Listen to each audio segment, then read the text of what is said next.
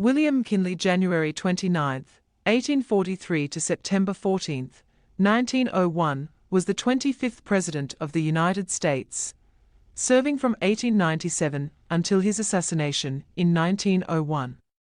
A member of the Republican Party, he led a realignment that made Republicans largely dominant in the industrial states and nationwide for decades.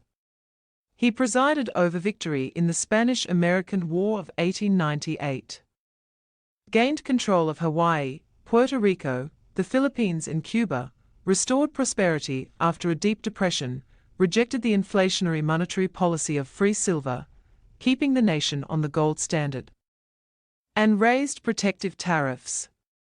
McKinley was the last president to have served in the American Civil War.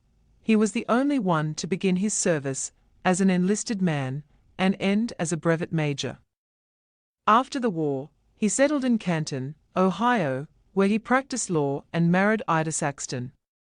In 1876, McKinley was elected to Congress, where he became the Republican expert on the protective tariff, which he believed would bring prosperity.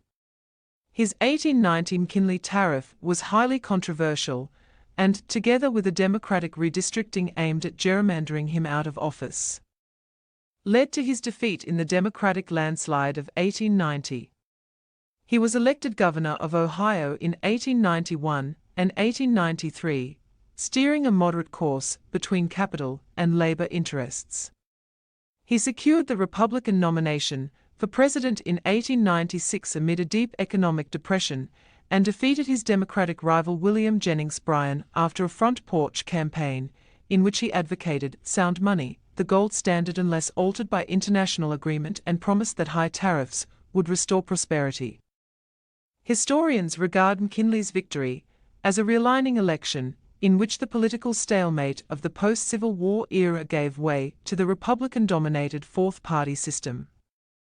Beginning with the Progressive era, McKinley's presidency saw rapid economic growth. He promoted the 1897 Dingley Tariff to protect manufacturers and factory workers from foreign competition, and in 1900 secured the passage of the Gold Standard Act.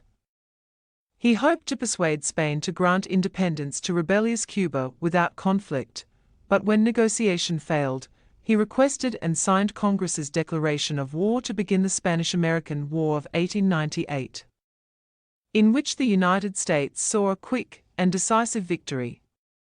As part of the peace settlement, Spain turned over to the United States its main overseas colonies of Puerto Rico, Guam and the Philippines, while Cuba was promised independence, but at that time remained under the control of the United States Army.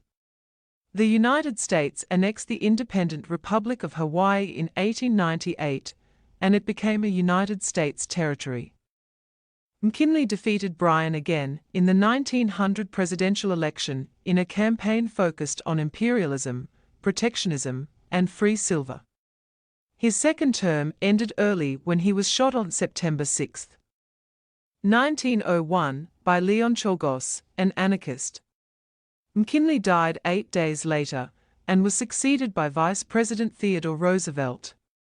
As an innovator of American interventionism and pro-business sentiment, McKinley is generally ranked as an above-average president, although his takeover of the Philippines is often criticized as an act of imperialism. His popularity was soon overshadowed by Roosevelt's.